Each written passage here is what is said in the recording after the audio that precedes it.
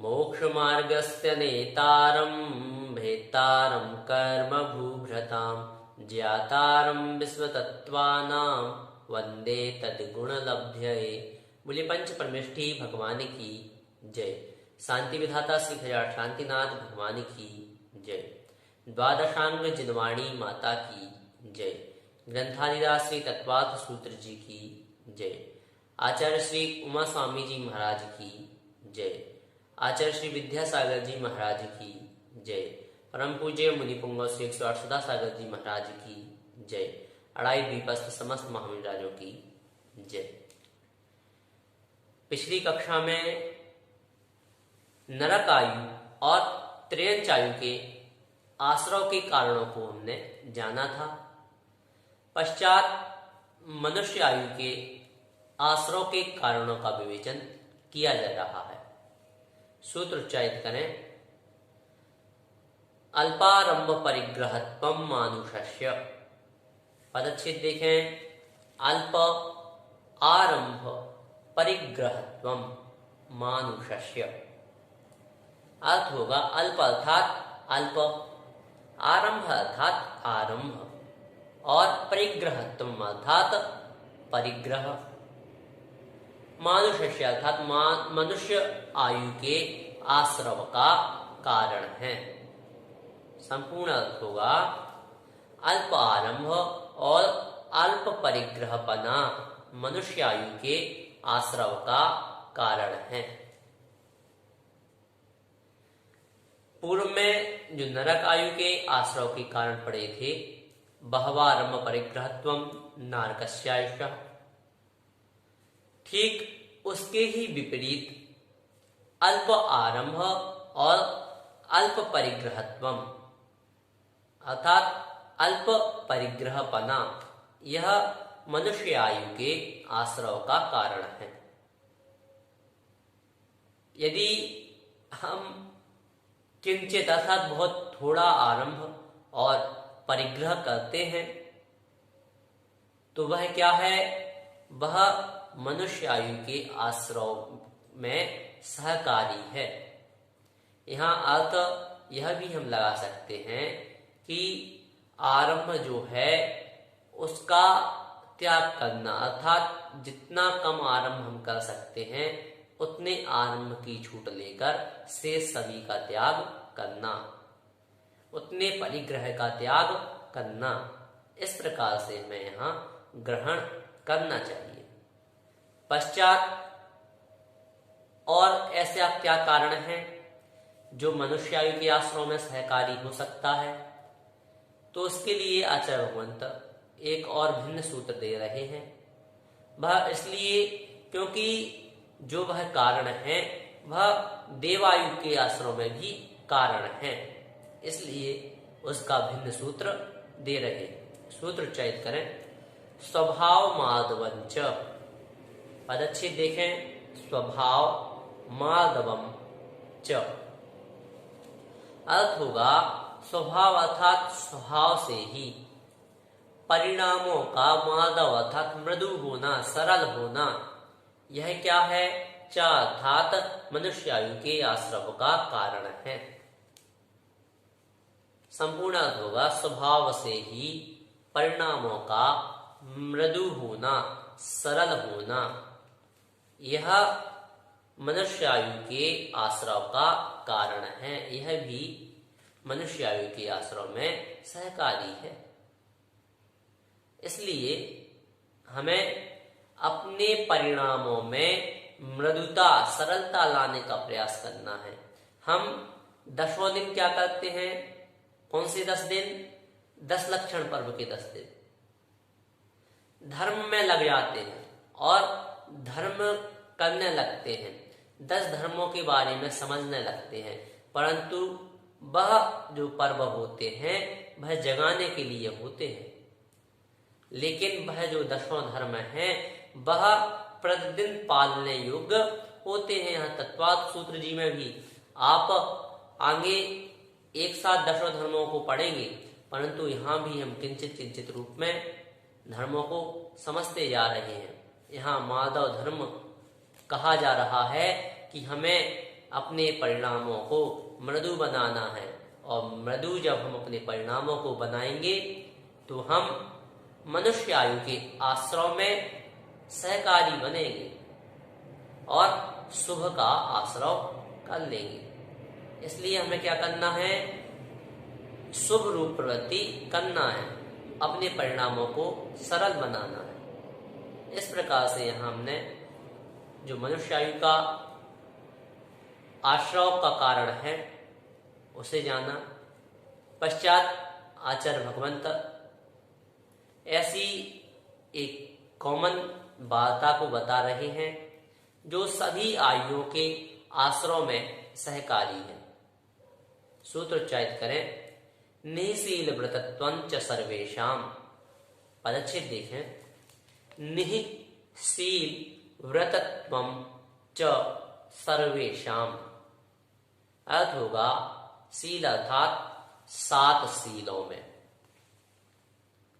और व्रतत्वम अर्थात अहिंसादिक जो 5 व्रत हैं उनसे निहि अर्थात रहित होना। निहि जो है इसका अर्थ होता है रहित।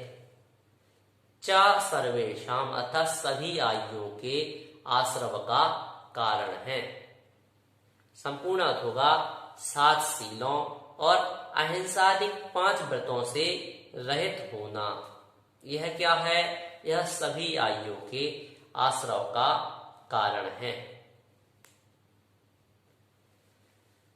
7 शील कौन से हैं, तो जो 3 गुण व्रत और 4 शिक्षा व्रत होते हैं इन्हें ही शील भी कहा जाता है, क्योंकि यह 5 महाव्रतों की रक्षा करते हैं, इसलिए इन्हें शील कहा गया है। अगर यह 7 शील और अहिंसादिक 5 व्रत भी हमारे पास नहीं है तो हम समस्त आयु अर्थात जो आयु कही गई उन सभी आयुओं का आश्रय कर सकते हैं। पश्चात आचार्य भगवंत देवायु के आश्रय के कारणों का विवेचन कर रहे हैं। सूत्र उच्चारित करें, सराग संयम संयमा संयमा काम निर्जरा वाल तपांसी दैवश्य। पदच्छेद देखें, सराग संयम संयमा संयम अकाम निर्जरा बाल तपांसी दैवस्य। अर्थ होगा सराग संयम अर्थात सराग संयम, संयमा संयम अर्थात संयमा संयम, अकाम निर्जरा अर्थात अकाम निर्जरा, और बाल तपांसी अर्थात बाल तप। यह दैवस्य अर्थात देवायु के आश्रय में कारणभूत हैं। संपूर्ण अर्थ होगा सराग संयम संयमा संयम अकाम निर्जरा और बाल तप, यह देवायु के आश्रय में कारण हैं। यहाँ 4 चीजें बताई, सराग संयम संयमा संयम अकाम निर्जरा और बाल तप। तो सबसे पहला जो है सराग संयम, इसे पूर्व में परिभाषित किया जा चुका है। इसकी परिभाषा होगी राग सहित संयम का होना। वह क्या है, सराग संयम। दूसरा है संयमा संयम, अर्थात कुछ संयम और कुछ असंयम। इसे पूज्य आचार्य श्री परिभाषित करते हैं कि अधिक संयम और कुछ असंयम। यदि यहां हम कुछ और कुछ दोनों में लेंगे तो उसकी मात्रा जो है समान रूप से हो जाएगी, और जो मोही व्यक्ति है, संसारी व्यक्ति है, संसारी जीव है, वह असंयम अधिक करेगा। इस कारण से आचार्य भगवंत विद्यासागर जी कहते हैं कि यहाँ ग्रहण यह करना है कि अधिक संयम अर्थात जितना अधिक हो सके उतना संयम ग्रहण करना, और कुछ असंयम अर्थात जिन कारणों से हम नहीं चल सकते, ऐसे कोई कारण यदि हैं तो बस उतना असंयम होना, वह संयमा संयम है। अकाम निर्जरा क्या है, तो ऐसे कारण अथवा जो मजबूरी बस कार्य किए जा रहे हैं, जिनसे निर्जरा हो रही है, वह अकाम निर्जरा है। जैसे किसी राजा ने किसी जुआरी को सजा दे दी और वह कारावास में है। अब वह जुआ नहीं खेल पा रहा है, तो वहां उसके निर्जरा तो हो रही है, वह उस रूप कार्य नहीं कर रहा है, तो निर्जरा तो हो रही है, लेकिन वह अकाम निर्जरा हो रही है। इस प्रकार से जो है वह अकाम निर्जरा कहलाती है। अंतिम और चौथा है बाल तप। बाल तप से अभिप्राय है मिथ्यात्व से सहित मोक्ष मार्ग में अनुपयोगी ऐसे तपों को करना अथवा खोटे तपों को करना, वह बाल तप कहलाता है।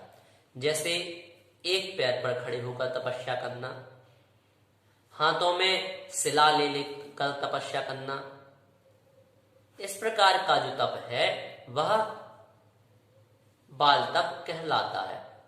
आपको पार्श्वनाथ भगवान के पूर्व भाव का वह दृष्टांत याद होगा, जब कमठ का जीव हाथ में शिला लिए रहता है, उस प्रकार का जो तप होता है वह बाल तप कहलाता है। तामस जो है, जो तपसी था, वह भी जो तप कर रहा था वह बाल तप कहलाता है। इस प्रकार से शास्त्रों में अनेकानेक उदाहरण मिल जाते हैं। इस प्रकार यहां हमने जो देवायु में 4 आश्रव के कारण हैं उनको जाना। पश्चात ऐसे और क्या कारण हैं जिनसे देवायु का आश्रव होता है, उन्हें बताने के लिए आचार्य भगवंत सूत्र कह रहे हैं। सूत्र उच्चारित करें। सम्यक्त्वंच, पदच्छेद देखें, सम्यक्त्वम च, अर्थ होगा सम्यक्त्वम अर्थात सम्यक्त्व भी, च अर्थात देवायु के आश्रम में कारण है।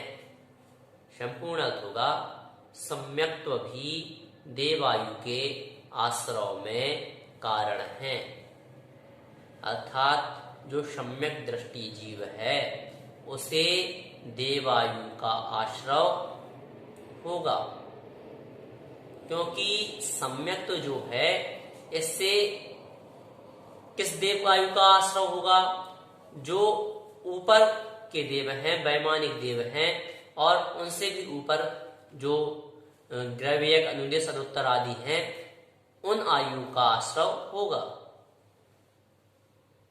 क्योंकि नीचे तो जो हैं वह मिथ्या दृष्टि देव होते हैं, पश्चात ऊपर भी मिथ्या दृष्टि वैमानिकों में होते हैं, परंतु सम्यक दृष्टि भी वहां होते हैं, और उसके ऊपर सम्यक दृष्टि ही होते हैं। तो हमें यह देखना है कि हम सम्यक्त्व के कारण देवायु का आश्रव कर रहे हैं, तो हमें वह फलदायक होगा। क्यों? क्योंकि हम जब सम्यक्त्व से देवायु का आश्रव करेंगे, और देवायु का आश्रव करने से हम ऐसी उच्च आयु का, सर्वार्थ सिद्धि आदि की आयु का आश्रव कर लेंगे, तो नियम से कुछ ही भाव में हम मोक्ष के लिए उद्यत हो जाएंगे। इसलिए हम सम्यक्त्व को धारण करने का प्रयास करें। सम्यक्त्व जो है वह यदि हो जाता है तो उससे नरक आयु का बंध नहीं होता। हाँ, यदि आपने सम्यक्त्व का बंध बाद में किया है और नरक आयु का बंध पूर्व में ही हो गया है, तो नरक आयु जो है जितनी बंधी है उसमें उसका स्थिति काल जो है वह कम हो सकता है। अथवा साथ में नरक का बंध किया है तो आप पहले नरक में भी आ सकते हैं, परंतु फिर वह चेंज नहीं होगा। ऐसा एक दृष्टांत मिलता है राजा श्रेणिक का। तो हमें जानना यह है कि सम्यक्त्व से नरकायु का बंध नहीं होता। सम्यक्त हो जाने के बाद जो जीव है वह विकलांगता को प्राप्त नहीं होता, त्रियंचों में नहीं जाता, नपुंसक नहीं होता, स्त्री पर्याय को प्राप्त नहीं होता, आदि अनेक प्रकार से वह बच जाता है और जो शुभ रूप जो आयु होती है उसका वह बंध करता है। इसलिए आयु के आश्रय में और सभी के आश्रय में भी सम्यक्त्व की बहुत बड़ी भूमिका होती है। इस प्रकार से यहाँ हमने सम्यक्त्व किस प्रकार से आश्रम में सहकारी है यह जाना। पश्चात आचार्य भगवंत नाम कर्म के आश्रय का कथन कर रहे हैं। नाम कर्म के दो भेद हैं, शुभ नाम कर्म और अशुभ नाम कर्म, जिसमें शुभ नाम कर्म के आश्रय के कारणों का कथन किया जा रहा है। सूत्र उच्चारित करें। योग वक्रता विषम वादनम चा शुभस्य नामनः। पदच्छेद होगा योग वक्रता विषम वादनम च अशुभस्य नामनः। अर्थ होगा योग वक्रता अर्थात योग वक्रता, च अर्थात और विषमवादनम अर्थात विषमवाद, अशुभस्य नामनः अर्थात अशुभ नाम कर्म का आश्रव होता है। संपूर्ण अर्थ होगा योग वक्रता और विषमवादन से अशुभ नाम कर्म का आश्रव होता है। योग वक्रता किसे कहेंगे? तो जो योगों की कुटिलता है, चंचलता है, वह क्या है? वह है योग वक्रता। यह जो योग वक्रता है यह स्वगत होती है अर्थात स्वयं के प्रति, और जो विषमवाद होता है वह परगत होता है अर्थात दूसरे के प्रति होता है। इसकी परिभाषा होगी जो अन्यथा प्रवृत्ति होती है। किसकी? तो जो योगों की अन्यथा अर्थात दूसरे के प्रति प्रवृत्ति होती है, कुटिलता होती है, वह विषमवाद कहलाता है।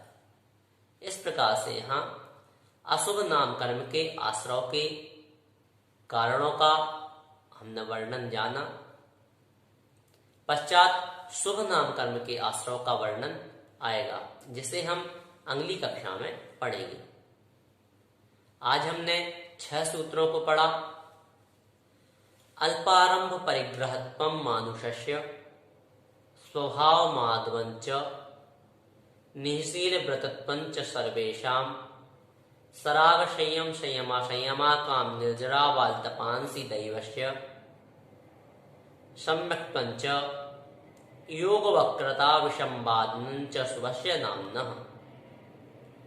इस प्रकार से इन 6 सूत्रों के माध्यम से मनुष्य आयु के आश्रय का, सभी आयुओं के आश्रय का, देव आयु के आश्रय का और अशुभ नाम कर्म के आश्रय के कारणों को जाना। यदि आपकी इस संदर्भ में कोई जिज्ञासा है तो आप हमें YouTube चैनल पर कमेंट के माध्यम से बता सकते हैं अथवा व्हाट्सएप नंबर पर भी आप हमें अपनी जिज्ञासाएं भेज सकते हैं। जय जिनेंद्र।